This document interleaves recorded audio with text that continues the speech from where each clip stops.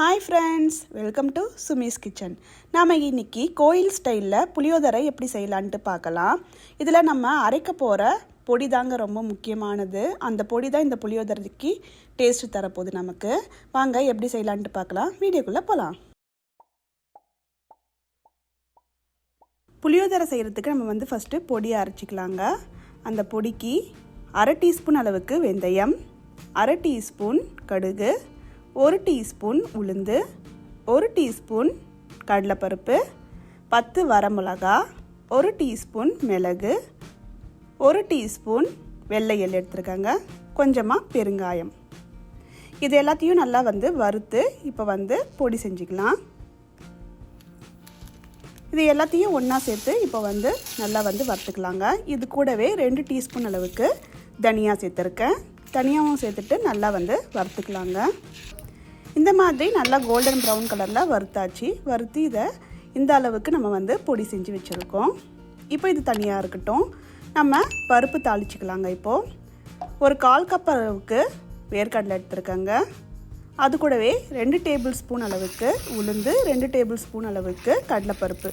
இது ரெண்டுத்தையும் நல்லா வறுத்துக்கலாம் எண்ணெயில். அது கூடவே ஒரு கொத்தளவுக்கு கருவேப்பிலையும் சேர்த்து நல்லா வறுத்துக்கலாங்க. பருப்பு நல்லா இந்த மாதிரி கோல்டன் ப்ரௌன் கலரில் ஆற அளவுக்கு நம்ம நல்லா வறுத்துக்கலாம். இப்போ இதையும் தனியாக எடுத்து வச்சுக்கலாம். இப்போ ஒரு கடாயில் 1/4 கப் அளவுக்கு எண்ணெய் சேர்த்துருக்கேங்க. புளியோதரைன்றதால எண்ணெய் கொஞ்சம் நிறையா இருந்தால் தான் நல்லாயிருக்கும். அதில் 1 டீஸ்பூன் அளவுக்கு கடுகு, 4-5 வரமிளகாவை இந்த மாதிரி குட்டி குட்டியாக கட் பண்ணி சேர்த்துருக்கேன். அது கூட 1 டீஸ்பூன் உளுந்து, 1 டீஸ்பூன் கடலைப்பருப்பு, கொஞ்சமாக பெருங்காயம். இது எல்லாத்தையும் சேர்த்துட்டு நல்லா வறுத்துக்கலாம். இப்போ இது கூடவே ஒரு கொத்தளவுக்கு கருவேப்பிலையை சேர்த்துருக்கேன். கருவேப்பிலையை சேர்த்துட்டு இந்த மாதிரி நல்லா வறுத்துக்கலாம்.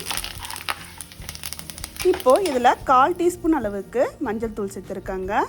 நான் இன்றைக்கி 100 கிராம் அளவுக்கு புளியை தண்ணியில் ஊற வச்சு இந்த மாதிரி கரைச்சி வச்சுருக்கேன். இந்த புளி கரைசலை இதோட சேர்த்துக்கலாம். சேர்த்துட்டு தேவையான அளவு உப்பு சேர்த்து இப்போ இதை ஹை ஃப்ளேமில் வச்சு கொதி வரட்டோங்க கொஞ்சம் நேரம். இப்போ ஹை ஃப்ளேமில் வச்சு கொதிக்க ஆரம்பிச்சிடுச்சு. இதை லோ ஃப்ளேமுக்கு மாற்றிடலாம். நம்ம மாற்றிட்டு இந்த மாதிரி புளி கரைசல் இந்த அளவுக்கு நமக்கு திக்காக வரணுங்க. இப்போ நம்மளோட புளியோதரையோட புளி கரைசல் ரெடி ஆயிடுச்சு.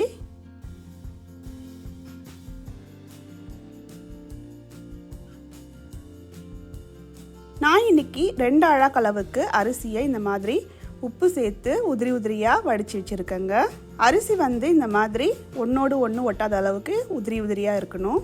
இதில் ஃபஸ்ட்டு நம்ம வறுத்து வச்சுருக்க இந்த பருப்பை சேர்த்துக்கலாங்க. சேர்த்துட்டு நல்லா கலந்துக்கலாம். இதை ஸ்டெப் பை ஸ்டெப் செய்யும் போது உங்களுக்கு நல்லா இருக்கும். அதே அளவு உங்களுக்கு அரிசியும் குழையாமல் இருக்குங்க. அதனால தான். அதுக்கப்புறமா நம்ம வறுத்து அரைச்சி வச்சுருக்க இந்த பொடியையும் சேர்த்துக்கலாம். சேர்த்துட்டு நல்லா இந்த மாதிரி எல்லா இடத்துலையும் படுற மாதிரி நல்லா கலந்து விட்டுக்கலாங்க. இந்த மாதிரி கலந்து விட்டதுக்கப்புறமா இப்போ நம்ம புளி கரைசலை கொஞ்சம் கொஞ்சமாக சேர்த்து கலந்துக்கிட்டே வரலாம். உங்களுக்கு எந்த அளவு புளி கரைசல் வேணுமோ அந்த அளவுக்கு சேர்த்து நீங்கள் கலந்து விட்டுக்கோங்க. இப்போ நமக்கு சூப்பரான கமகமன்னு மணக்க நல்லா புளியோதரை ரெடி ஆயிடுச்சுங்க. உங்களுக்கு இந்த வீடியோ பிடிச்சிருந்தா லைக் பண்ணுங்கள், ஷேர் பண்ணுங்கள், கமெண்ட் பண்ணுங்கள், மறக்காமல் சப்ஸ்கிரைப் பண்ணுங்கள்.